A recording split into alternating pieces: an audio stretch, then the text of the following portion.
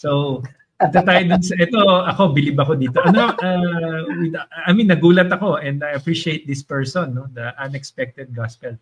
Sabi nga, madami daw tumaas ang kilay ng mga Adventists sa pag-preach nitong isang elder yata ito ng SDA. Ano ito? Trending ngayon sa mga Seventh-day Adventists. Trending sa Seventh-day Adventists. Ako, appreciate ko talaga yung presentation niya. Sige po. Tignan natin ano masasabi natin. Yung 6 minutes.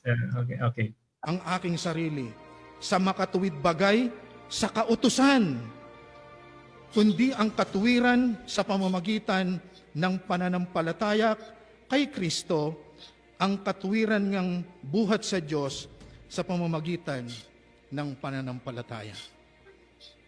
Nakita niyo po? Si Paul ay meron siyang higit na maipagmamalaki ng higit kaysa sa atin tungkol sa kautusan. Yung mga naniniwala na yung utos ay require para sa kabanalan. Yung mga taong naniniwala hindi na require sa kaligtasan, hindi po yan ang sinasabi ni Paul. Ayun, no? Ang liwanag, ano? Yung mga nagsasabi na ang kautusan, siyempre, ay require sa kaligtasan. Hindi ho yan sinasabi ni Paul. Ito yung malamang divine service to no? Divine service ito Tapos ang topic niya, the unexpected gospel. So righteousness by faith ang kanyang pinipresent. Sige po. Okay, tuloy natin. Hindi niya kinakalaban ng kautusan. Kaya lang ay nasumpungan niya ang kanyang sarili na sa maigting na pagtupad sa kautusan ay nakita niyang wala siyang katuwiran dahil sa pagsunod dito. Ngayon, itinuturo ba ni Paul na huwag nating susundin ang utos? Hindi po. Ang sabi ni Paul, niwawalang kabuluhan ba natin ang kautusan dahil sa pananampalataya? Ang sabi niya ay, huwag nawang mangyari kung hindi pinagtitibay pa natin ang kautusan dahil sa ating pananampalataya. Yun po ang sinabi ni Paul. Regarding dun sa require, wala ako nakita dito na require siya. Okay? Meron pa pong isang bagay ako na napansin ko lang sa mga Seventh-day Adventists na nasa likod, walang tumutungo Walang nag-aamin. Kasi nga yun yung shock. Parang malulungkot sila. Na-shock sila Hindi yun po yung shock kasi hindi ba matagal na nating sinasabi dito sa ating platform na wala naman nagpapabawal sa pagsunod or pangilin. Pero hindi siya requirement sa kabanalan. Anong bottom line nun? So, hindi yun sa kaligtasan nga hindi nga siya ang pagbabasihan. Kasi kabanalan ng, sabi nga, no one is righteous, not even one. Kasi nung sumampalataya tayo kay Kristo bilang Panginoon at tagapagligtas, na regenerate tayo, na born again tayo, banal ka na So para saan pa yung kautusan para mapabanal? Banal ka na. At yung righteousness ng Panginoon na yun ay apart from the law. Di ba? Apart from the law. Apart from the law. Walang kinalaman ng law sa kabanalan talaga. Kung mapapakinggan ito ng mga Seventh-day Adventists, ito na ipatungo na doon sa mga natuklasan natin. Konti kaya na tayo lang. Naging former. Konti na lang. Kaso hindi ko lang alam kung masasanction itong taong ito. Pero wala naman siyang sinabi. Except, wala siyang sinabing kontra sa Seventh-day Adventist. Except that yung content ng kanyang presentation ng gospel ay hindi magtutugma sa investigative judgment. Yes. Kasi pagka pinakinggan nila itong sermon na ito and tanggap ng mga kapatid ito, kasi nga this is a Sabbath sermon, na yung righteousness nga by faith is the one that saves you. And sabi niya nga, binigyan tayo ng karapatan na maging anak ng Diyos. Kaya anak ng Diyos na ako ngayon. Tapos may mga sasabihin niya pa na yun nga, ako'y ligtas na. Yun nga, kaya nga ako'y sumusunod. Mamaya pa, makikita niya. Dalhin sa inyo. Romans chapter 27 chapter 3 verse 27. Sabi niya, where is boasting then? Alin ang kanyang sinasabi ditong nasa ng pagmamayabang?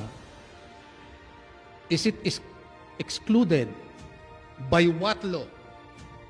Law of works? No. But by the law of faith.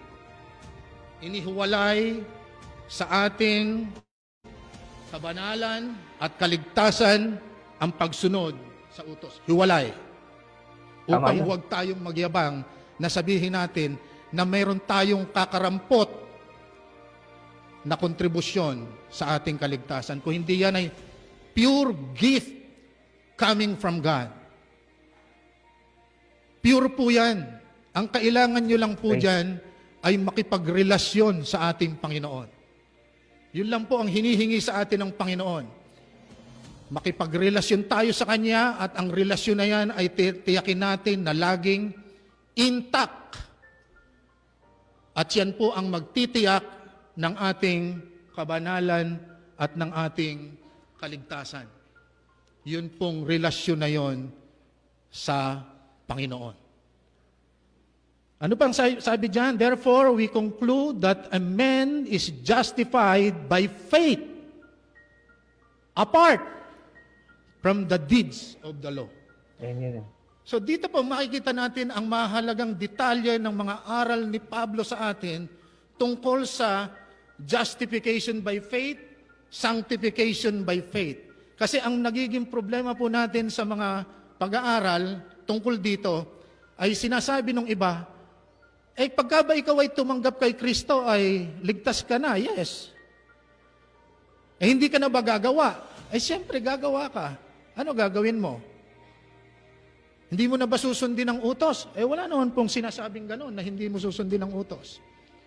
Ang sinasabi diyan ay hiwalay mula sa mga gawa ng kautusan ang paggawa sa iyo ng Diyos ng kaganapan. Nung ikaw ay ariing ganap ng Diyos, hindi ka ni-required ng Diyos na sumunod ka muna sa utos. Tama naman yun. Diba? That is correct. No? Ngayon, parang lumalabas naman sa ano niya, na pagtapos mo tumanggap sa Panginoon, niligtas ka, kailangan ka mag-keep ng law. Yun eh. Kasi, di ba, baliwala ba natin ang kautusan dahil sa pananampalataya? Huwag naman mangyari. So, sa assessment ko, 10 commandment keeper pa rin siya. Pero medyo nasa gitna siya ng traditional Adventist, traditional Adventist at saka ng evangelical faith. Kasi may mga evangelical pa rin naman na naniniwala sa 10 commandments. Yung mga Presbyterian, yung naniniwala sa Westminster Confession of Faith. Mga Calvinist, they believe on the 10 commandments. Kaya lang ang 4th commandment nila doon, Sunday na, which is Sunday I do not agree. Sige, tuloy natin. Ganda sinasabi niya. Hindi kanya ni-require. Kung hindi, ang ginawa sa iyo ay inari ka muna niyang ganap and then pagkatapos, it follows. Ganun lang po siya kasimple eh. Alam niyo po ba mga kapatid, na kapag tayo ay nakipagrelasyon sa Diyos, nung magkasala ang tao sa Diyos, laban sa Diyos, nawalay siya, na naputol ang kanyang ugnayan sa Diyos. Ngunit ang ating Panginoon ay nag-provide ng pag-asa na makabalik muli sa piling ng Diyos sa pamamagitan ng kamatayan ng ating Panginoong Jesucristo. Nag-provide siya.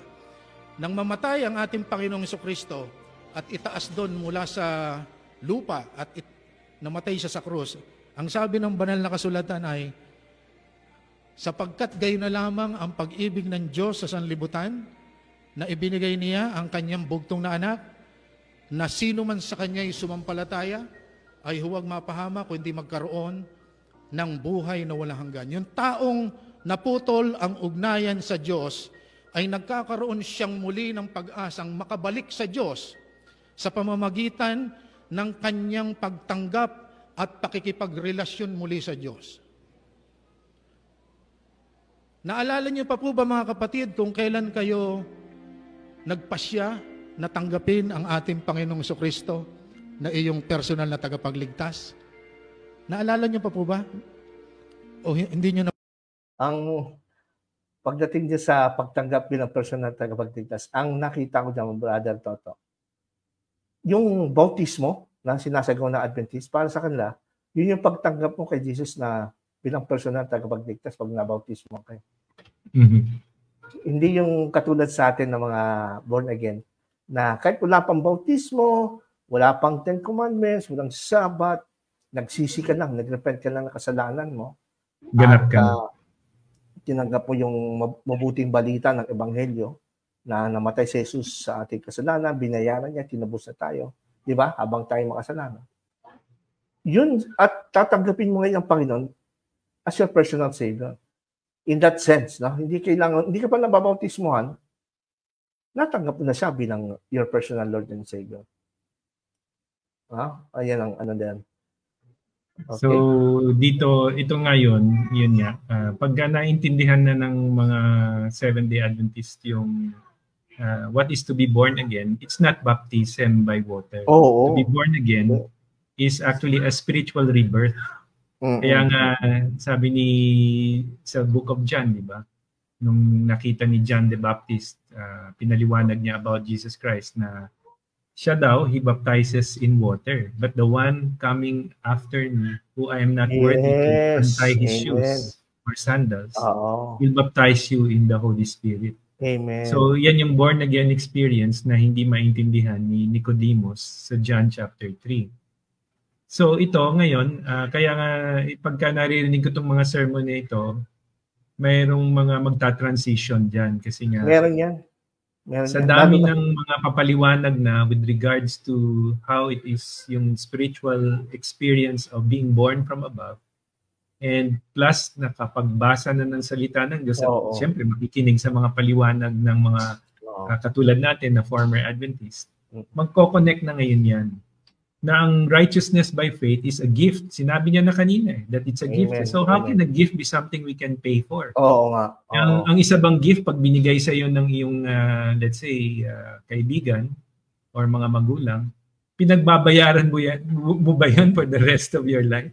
Gift nga. At saka yung hindi mo mapagbabayaran yun kasi bayad na eh. Kaya nga si Jesus Christ, yung propitiation, di ba? Yun yung sabi niyo sa last week, yung propitiation, yung palubag loob na hindi mo kaya eh. So palubag loob sa iyo, sasabihin ko bayad na. And overpayment nga yung pagkamatay ni Jesus sa cross kasi we don't deserve it. We're not worth it eh. Pero he gave his life for people who do not deserve. Kaya nga grace, unmerited favor. So maganda kasi yan na yun. Ang nakikita ko namang danger sa hanggat nandyan sa Seventh-day Adventist at ini-emphasize pa rin nila yung Ten Commandments. For righteousness. For righteousness. May tendency talaga na ma-fall siya sa grace pa rin eh. Kasi di ba yung problema? Fall out of grace. Kasi yun nga ang problema ni Paul sa Galatians eh. Pinag-aralan namin last Thursday sa Bible study. Galatians 3. Na i-post niyo yung Galatians chapter 3. 3. Oo. Sige, post natin. Galatians chapter 3. Yung danger. Oo, yung danger. May danger pa rin eh. Kasi ganyan din yung nangyari sa mga Galatians noon eh. Tinanggap nila ang gospel, ang salvation. By grace pa rin, by faith din.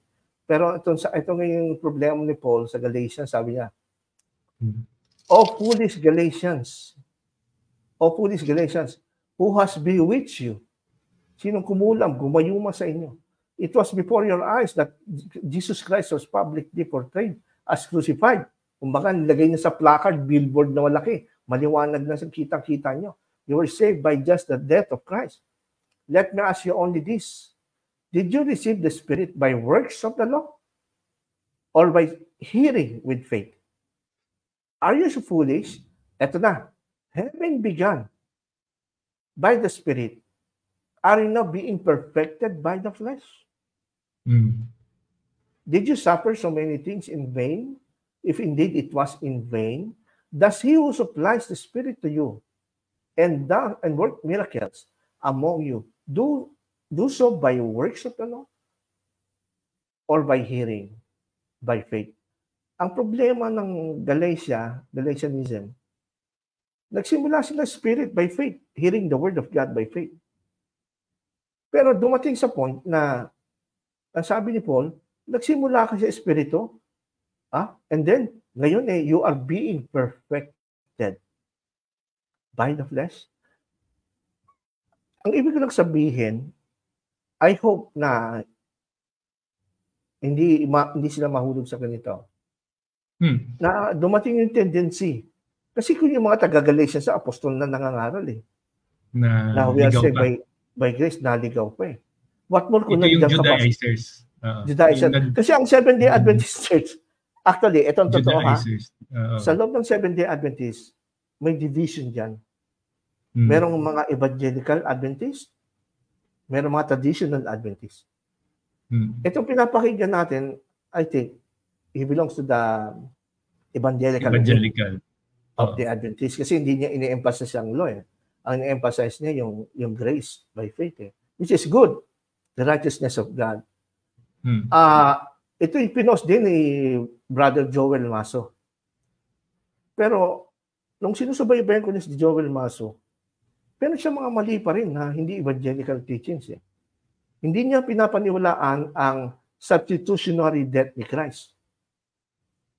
Again sila sa substitutionary death ni Christ. Kung itong pinapanood nating video ay kasama ni Joel Maso kasi siya nag-share. O meron kasing righteousness by faith na samahan sa Seventh-day Adventist Nagmula kay Maurice Benden, di ba? Maurice Benden, mga 90s. Oo, ako nabasa ko yung kay Maurice Benden. Yan, may mga follower ng Maurice Benden kasi anak ni Maurice Benden hanggang ngayon. Ganyan pa rin tinuturo. Even the Seventh-day Adventist scholars sa BRI, Biblical Research Institute, kinikriticize na yung presentation ni Maurice Benden ng righteousness by faith. Apo. At nasidip ko rin sa presentation ni Brother Joel Maso. Nabanggit ko yung pangalan kasi para sa akin nakakatulong yung presentation niya, at least nagkakaroon ng palaisipan sa mga traditional Adventists. Hindi kasi sa traditional Adventists. Bukod sa hindi siya naniniwala na para sa kanya ay hindi siya naniniwala sa substitutionary death of Christ, which is for me, maling aral na yon. Example lang kasi si Jesus Christ example lang. Yun ang problema. Kaya may law pa rin sila. Kaya mauhulog pa rin talaga sila sa grace. Tapos, correct. Meron pang sinasabi si Joel na ang righteousness by faith is the combination of justification and sanctification. Correct. Pati dito siguro, itong nagtuturo na ito sa video, ang righteousness by faith is both the justification and sanctification. Kinumbay nila. Kaya napansin mo dito sa presentation na video, hindi naman niya binabaliwala ang Ten Commandments o ang kautusan. Andun pa rin Hindi pa rin, malapit pa rin siya dun sa point na you have to use the Ten Commandments to prove that you are saved. Worldview yan ni Ellen G. White. Hindi nila kasi pwedeng tanggalin yung yung second part, yung sanctification part na tawag dito, requirement. Sinabi niya lang kanina, it's not required, di ba? For righteousness. So, ang whole concept ng evangelical is that, or the teaching of Paul is that when you are righteous in God's sight, you are righteous, period. Because of Jesus Christ. Yes. Yung fruit na yun nga, it's not a requirement in the sense na as you grow in faith and in the knowledge of Jesus Christ, yung love ni God will be translated into the fruit of the Spirit. Yes. So yun yung hindi nila matatanggap kasi babalik sila sa law. You know why? Ito lang po opinion ko as a layman.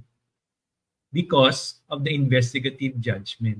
Yes. Kahit na sinong Seventh-day Adventist, whether traditional or evangelical Adventist, pag tinabi mo lahat yan, pag pinagtabi nyo sila, merong parang magkaiba.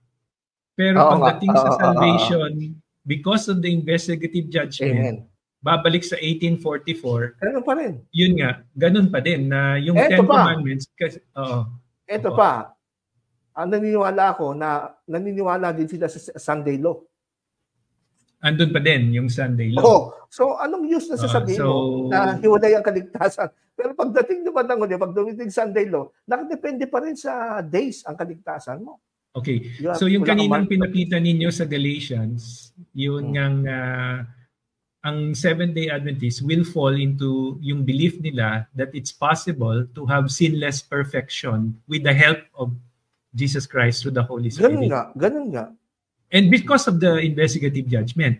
Ngayon, sa turo naman ni Paul, kung mapa-flash mo, iyan, nakalagay, having begun in the Spirit, so you're a born-again person, are you now being perfected by your flesh? Means yung perfect ka ba by your obedience? Now, ito sa Adventist doctrine, because of the investigative judgment, dito ngayon nagkaka-problema sila na yung turo ni Ellen G. White na sinless perfection. Ngayon, may warning si Paul dyan sa Galatians chapter 5. It talks about yun nga going back to Judaism, including circumcision. Galatians chapter 5 verse 2 up to 4. Kung pwede nyo mo flash lang. Ayan. Look, Paul says to you that if you accept circumcision, Christ will be of no advantage to you. I testify again to every man who accepts circumcision that he is obligated to keep the whole law.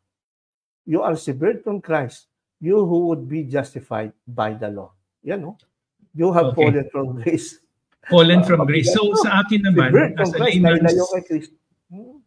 a layman's understanding lang sa sinabi ni Apostle Paul na yung ibaba niya ng konti po dun sa 3. Yan. Obligated ka. So, required. Ibig sabihin nun, if you believe that there is not a requirement to be righteous in God's sight, yung law, by faith yun, then ganap ka na. You have become a child of God, John chapter 1, verse 12 and 13. Yes. Tapos, you have eternal life, 1 John chapter 5, 11, 12, and 13. You are already a new creation, 2 Corinthians 5, 17 to 21. He made him who knew no sin to become sin on our behalf so that we might become the righteousness of God in Christ Jesus our Lord. And it aligns with what Paul said, that the gospel is the power of God that brings salvation to all men, first to the Jews and then to the Gentiles. The Jews who have the law and the Gentiles who do not have the law. Because it reveals the righteousness from God. That's Jesus Christ. Align siya eh. Ngayon, yung investigative judgment, yun yung nagiging synergist ang practice ng Seventh-day Adventist. That's action. After you are righteous in God's sight, you are now required because of the investigative judgment to fulfill the whole law. So, yun yung warning ni Paul. Obligated ka na ngayon pagka yun ang paniwala mo. Kasi ang pagpapatuli, bakit pagpapatuli? Kasi palaging argument, pagpapatuli yan eh. In the total context of Paul's book in Galatians, pag binasa mo, he's warning people about what you mentioned kanina na born again ka na eh. Hindi requirement yan. You can, for the Jews, if you want to keep the Sabbath, go ahead. It's not going to be against you as long as it's not going to be a requirement for salvation. Kasi kinasanayan mo na eh. But for the Gentile, babalik ka ngayon kay Moses, pag-aaralan mo ngayon yung keeping of the law and the Sabbath, that's going to be a disqualification on your part kasi pagka kailangan ka magpatuli kasi Gentiles are not circumcised. Magpapatuli ka because you believe now that you need to keep the law, you need to be circumcised as the Judaizers indicate na you need to be circumcised. And then, you're now obligated. You have negated, hindi ba, what Christ has done for you. Thus, you are considered fallen from grace. So it's not sin that actually makes us fall from grace. It is unbelief. Unbelief, yes. Unbelief makes us fall from grace. Grace is unmerited. Eh. Yes. As you are, you come to God and you say, Lord, I repent. I want to follow you. Okay, then love your neighbor just as I have loved you. Yun yung mga tinuturo. you help the poor, you do this, you do that as a result of you believing in me. That's why James is very clear about it. Na yun nga, faith without works is dead. Show me your faith. Ang ibig sabihin nun yung show me your faith by your works is tulungan mo yung mga kasama mo sa Seventh-day Adventist or sa anong church ninyo, kung saan ka man nakaano. Tulungan mo yung mahihirap, tulungan mo yung mga walang pera, tulungan mo yung nabaon sa utang. Alam mo, the irony, I'll reveal something in general lang para hindi nakakaya. Merong mga Adventist na baon sa utang. Sabi ko, tulungan nyo, magtulungan kayo, i-try nyo bigyan ng trabaho itong Adventist na baon sa utang. Ironically, ang sabi sa akin nung Adventist na may utang, sabi niya, Brother Toto, ang masaklap, may tumutulong, pero dinidikta sa akin, dinidemand sa akin na bayaran ko daw at this time kasi nga parang hindi nila nakikita na nagsusumikap ako. Alam naman nila, ako ay widow, mayroon akong anak, wala akong bahay, wala akong trabaho. Ano to LE to Sabi niya, yung kinikita ko, karampot lang doon sa aking pagiging LE. Sabi ko, hindi. Sabi ko, magpatulong ka sa mga samahan. Hindi yung kung ano-ano yung, kasi talagang depresya. So example lang po yan sa mga kilala kong mayroong mga problema financially. So if we are true Christians, it's not the keeping of the law that will determine or the sign that we are God's children. First and foremost, it's the Holy Spirit that works in us. And we help by, being, kung may pera ka, generously, you help other people. It's the sign is irrelevant. It's the seal. Because it's the seal, the Holy Spirit, that makes you function, love. And all men will know that we are God's disciples, Christ's disciples. We love one another.